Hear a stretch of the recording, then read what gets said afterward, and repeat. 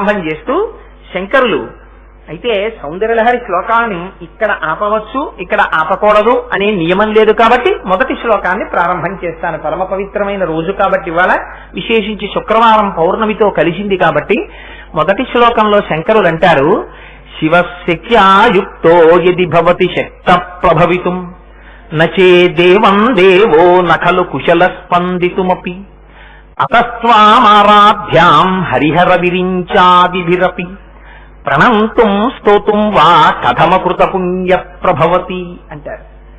ఆ శ్లోకం పైకి చూస్తే చాలా గమ్మత్తుగా ఉంటుంది.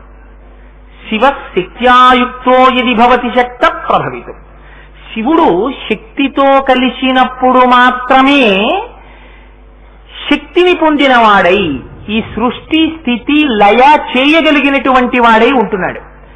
శివశక్త్యాయుక్తో యది భవతి శక్త ప్రభవితుం నచే దేవం దేవో నకలు కుశల స్పందితుమపి.